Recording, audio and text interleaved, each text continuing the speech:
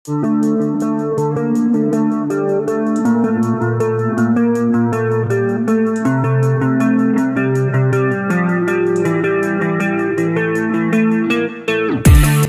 Marinir yang dulu dikenal dengan nama Korps Komando Angkatan Laut atau KKOAL, merupakan Kotama TNI yang bertugas melakukan operasi pendaratan amfibi untuk merebut wilayah pantai musuh. Namun seiring berjalannya waktu, tugas Korps Marinir bukan hanya merebut pantai musuh melainkan juga jauh merangsek ke dalam wilayah musuh. Karena itu tak heran bila Korps Marinir juga kerap diketahui melakukan misi yang jauh dari tugas pokok mereka yakni pendaratan amfibi. Sudah banyak sekali misi tempur yang melibatkan Korps Kebanggaan TNI AL ini, salah satunya yang paling fenomenal adalah peristiwa Kalabakan saat terjadi konfrontasi Indonesia-Malaysia tahun 1963 lalu.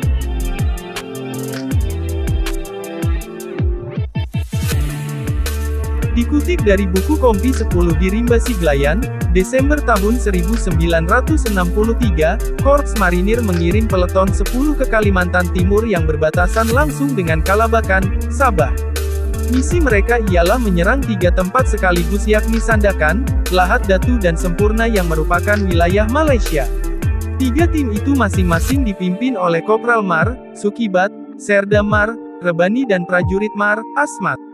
Tapi lawan yang mereka hadapi cukup tangguh yakni pasukan dari Royal Malaysia Regiment yang mendapat dukungan penuh pasukan khusus Jungle Warfare AD Inggris. Serda Rebani dan pasukannya lah yang akan berhadapan dengan pasukan Inggris. Ditilik dari kekuatan, pasukan Rebani jelas kalah di mana posisi serta senjata pasukan Inggris bisa dikatakan jauh lebih unggul. Namun karena hal inilah pasukan Inggris akhirnya lengah. Mereka terlalu yakin bila serangan dari Indonesia dapat mereka tangkal dengan mudah. Mereka lupa, yang dihadapi bukanlah pasukan reguler melainkan pasukan marinir yang dibekali kemampuan serangan kilat alias pendadakan. Sehebat apapun prajurit atau pasukan khusus jika diserang secara mendadak pasti akan kalah karena tidak adanya persiapan. Maka pada jam J dan hari H yang sudah ditentukan, Serda Rebani secara senyap menyusup jauh ke Malaysia menuju sasaran.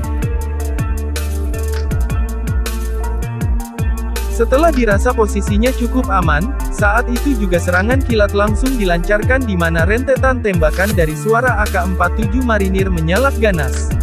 Terkejut dengan serangan pendadakan Marinir, pasukan Inggris dan Royal Malaysia Regiment kalang kabut. Mereka terpojok dan sulit melakukan serangan balas dikarenakan serangan dari pasukan Marinir cukup padat dan sulit dihindari. Cut with their trousers down, sebuah istilah dalam militer bila mereka sudah kalah sebelum bertempur karena tak siap menghadapi serangan Marinir. Hasil dari serangan brutal itu memberikan banyak kerugian di pihak Inggris di mana 11 personilnya tewas sia-sia akibat lengah. Di antara 11 orang itu ada 3 perwira Inggris yang juga ikut tewas yakni Mayor R.M. Haddow, Mayor R.H.D. Norman dan Mayor H.A.I. Thompson. Sedangkan pihak Royal Malaysia Regiment ada 8 personel tewas di lokasi. Marinir sendiri hanya kehilangan 1 prajuritnya bernama Gabriel. Peristiwa Kalabakan ini oleh pihak Malaysia dianggap sebagai serangan paling brutal yang dilakukan oleh tentara Indonesia. Bahkan untuk mengenang jasa para prajuritnya yang tewas di tangan Marinir Indonesia, mereka menulisnya dalam buku-buku sejarah perjuangan mereka selama konfrontasi dengan Indonesia. Usai penyerangan yang fenomenal itu, Serda Rebani akhirnya gugur dalam perjalanan kembali ke Indonesia lantaran kekurangan bahan makanan. Untuk menghormati jasa-jasanya, pemerintah Indonesia kemudian menganugerahkan bintang sakti kepada Serda Rebani atas keberaniannya dan membuat bangga Korps Marinir.